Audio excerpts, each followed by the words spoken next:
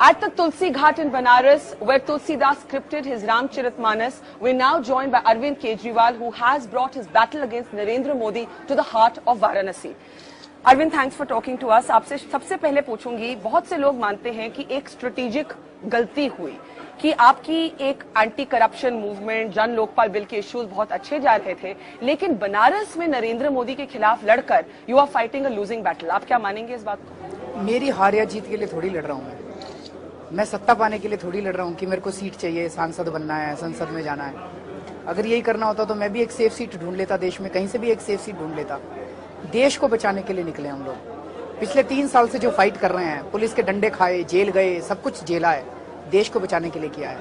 आज बनारस में मैं एमपी बनने के लिए नहीं आया.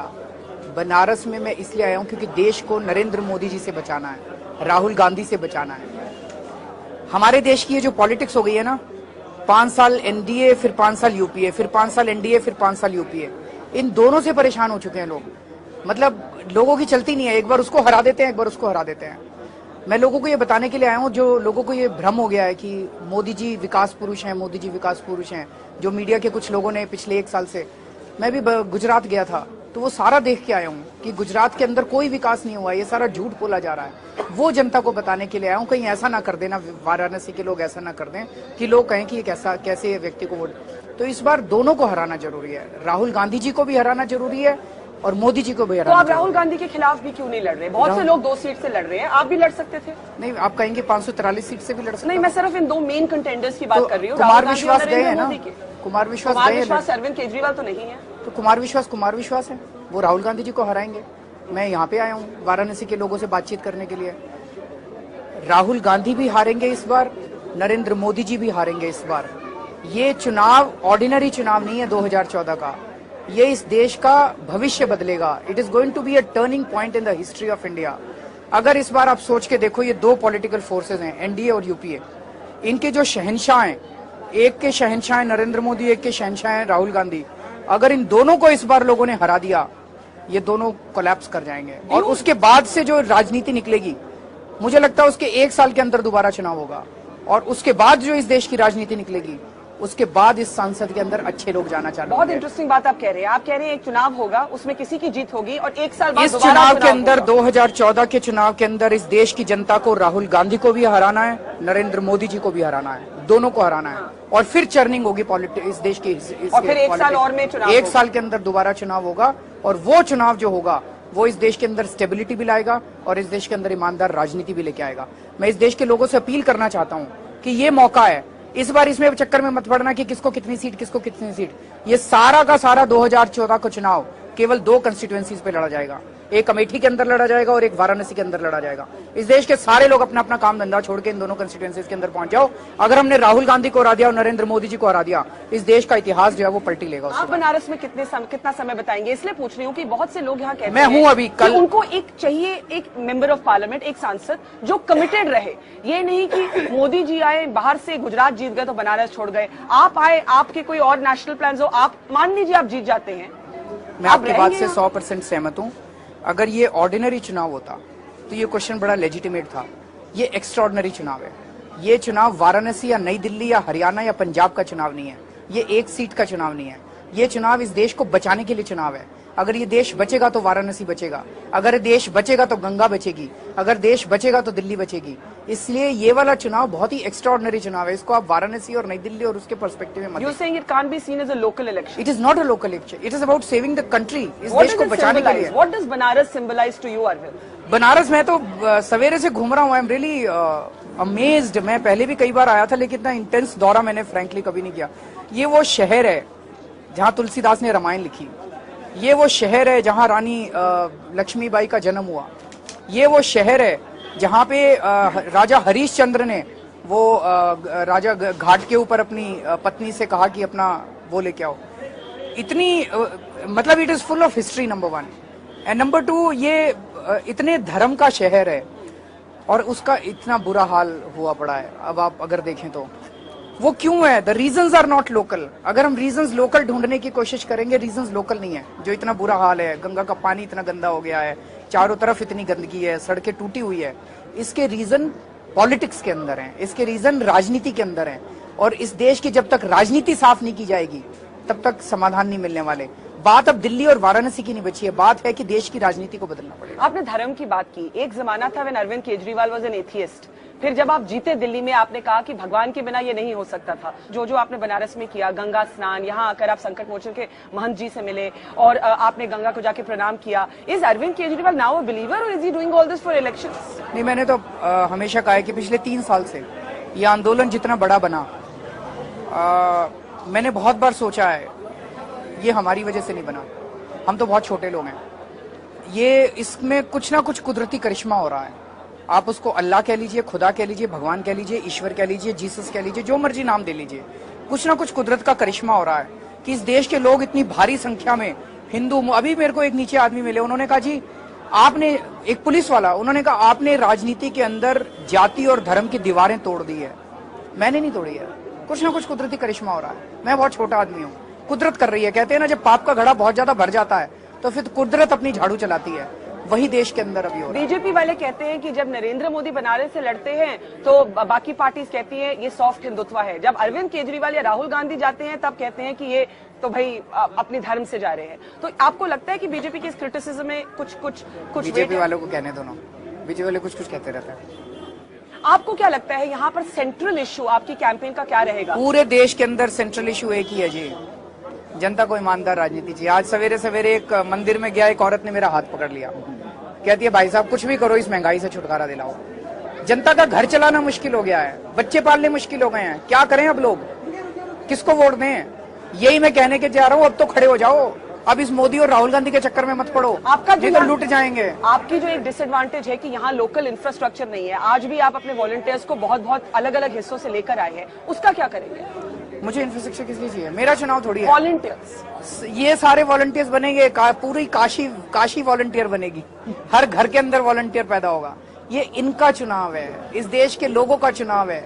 अरविंद तो निमित्त मात्र है, हार गया तो इनकी हार है। किसी ने पूछा अरविंद जी आप हार गए तो आपने सोचा क्या करोगे? मैं भी यही पूछने वाली थी। तो अगर मैं, ये मुझे थोड़ी सोचना है, ये आपको सोचना है कि मैं हार गया तो आप क्या करोगे? आप भी तो सोचोगे, you're a master मेरे को नहीं strategist। सोचना, सबको सोचना है मास्टर कि स्ट्रेटेजी। अगर मैं हार गया तो आप क्या करोगे, लोग क्या करेंगे, पर आप क्या करेंगे? पर अरविंद केजरीवाल आगे क्या करेंगे अगर वो बनारस का चुनाव हार जाते आखिरी हैं? दम तक इस देश से भ्रष्टाचार दूर करने के लिए लड़ते रहेंगे बस। अच्छा, कांग्रेस तन मन धन और ये शरीर पॉलिटिक्स देश के लिए न्यौछावर पॉलिटिक्स है। में रहेंगे अगर ये बनारस का चुनाव हार गया? बिल्कुल रहेंगे, पॉलिटिक्स में रहेंगे, देश के लिए लड़ते रहेंगे। अब अच्छा, कांग्रेस ने यहाँ अभी तक कैंडिडेट डिक्लेयर नहीं किया। कांग्रेस से पूछो ना, मेरे से क्यों नहीं, पूछ मैं रहे वो हो? सवाल मेरा वो नहीं था। सवाल मेरा ये था, is Arvind Kejriwal ready to be the united candidate of all the non BJP parties? No one has approached me so far and if they do, they will not never approach me कि आपको हम कंसेंसस कैंडिडेट बना दें। मान ऐसे लीजिए थोड़ी वो अपनी कैंडिडेट ही ना खड़ा करें। ना करें। अच्छा, आप यहाँ महंत जी से मिले, ये महंत जी के बारे में भी चर्चा चल रही है कि हो सकता है ये कांग्रेस की प्रत्याशी बन जाए, ये भी चर्चा चल रही है। कोई भी बन जाए क्या फर्क पड़ता है, देश को बचाने की लड़ाई है। संकट मोचन के महंत जी की आपकी क्या मीटिंग रही? उनसे बात हुई, उन्होंने गंगा के बारे में बताया कि गंगा कितनी प्रदूषित हो चुकी है, और उन्होंने बताया कि उन्होंने एक बहुत अच्छा प्रपोजल सेंट्रल गवर्नमेंट को भेजा है, और वो प्रपोजल अगर एक्सेप्ट हो जाए तो मैंने उनको कहा कि आप मुझे ईमेल कीजिएगा, बट ब्रॉडली जो उन्होंने बताया it's a very good proposal, we should do. मैं आपसे पूछना चाहती हूँ, आपने कहा कि राहुल गांधी और नरेंद्र मोदी को हराना चाहिए, उसके बाद एक चर्न होगी।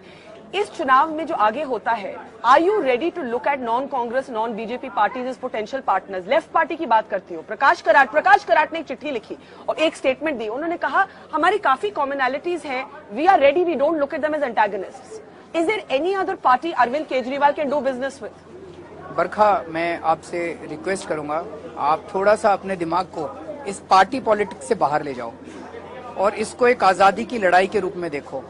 जब लोग हमारे देश में आजादी की लड़ाई लड़ रहे थे, गांधी जी, नेहरू जी, सरदार पटेल, बाबा अंबेडकर, तो वो सोचते थे कि जब देश आजाद हो जाएगा तो किस पार्टी को कितनी सीट आएंगी, किस पार्टी को। छोड़ो ना, ये सीट वीट बड़ी छोटी बात है।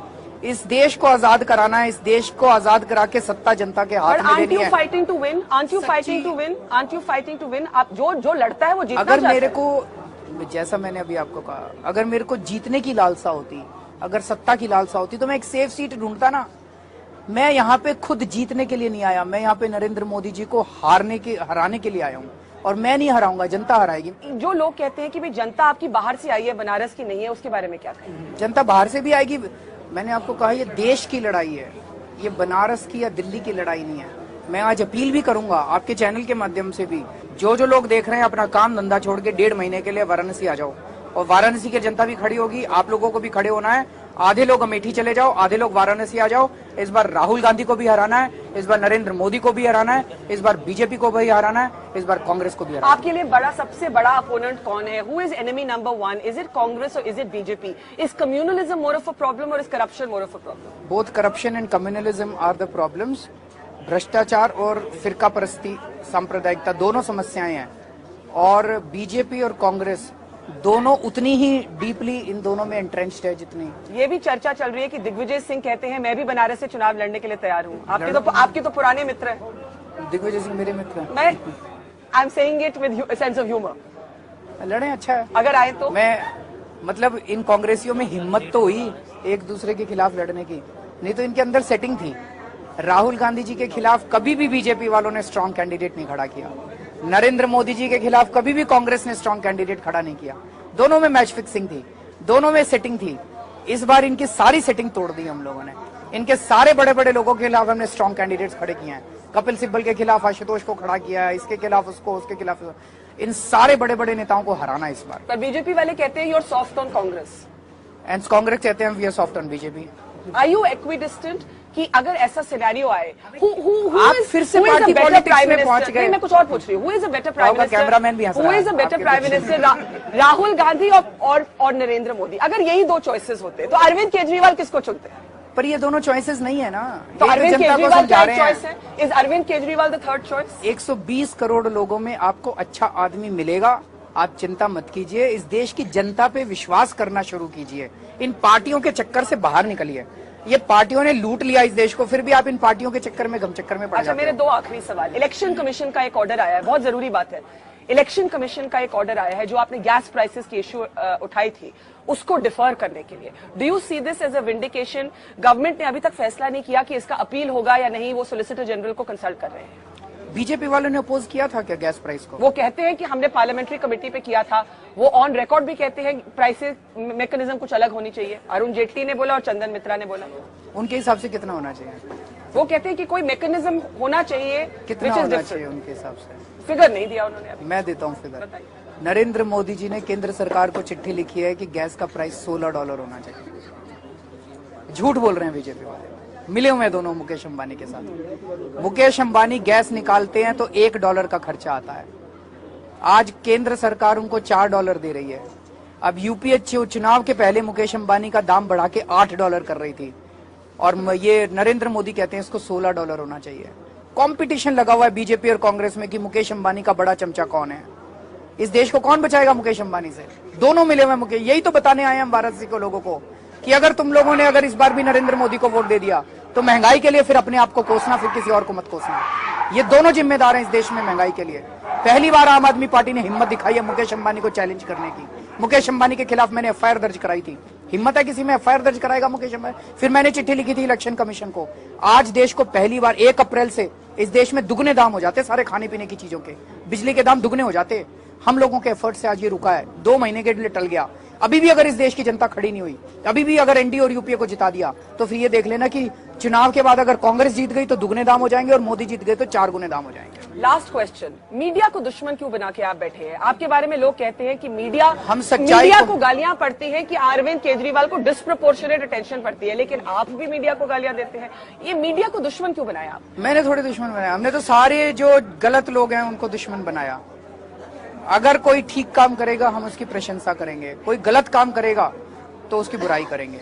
मैं मीडिया से पूछना चाहता हूं, आप इतने इनसेंसिटिव क्यों हो, इतने सेंसिटिव क्यों क्रिटिसिज्म को लेके? अगर क्रिटिसिज्म होता है और जिनोइन है तो मान लो ना, ठीक करो ना उसको। परंजय गुहा ठाकुरदा की रिपोर्ट है कि मीडिया के अंदर पेड न्यूज होती है कि नहीं है? 3 साल हो गए उस रिपोर्ट को आए हुए, कुछ हुआ उस पर? कुछ नहीं हुआ। पर आपने तो पेड मीडिया तो है ना, तो उसमें कुछ होना चाहिए ना। सब पेड मीडिया नहीं, सब नहीं है। मैं तो बार बार कहता हूँ, मैं तो बार बार कहता हूँ कि इस देश में अच्छे लोग भी हैं, बुरे लोग भी हैं। जो बुरे लोग हैं उनको आइडेंटिफाई करके उस पर एक्शन लो। एंड करने से पहले आप अगर बनारस नहीं जीत पाए तो आगे की रणनीति क्या रहेगी? ऊपर वाला रास्ता दिखा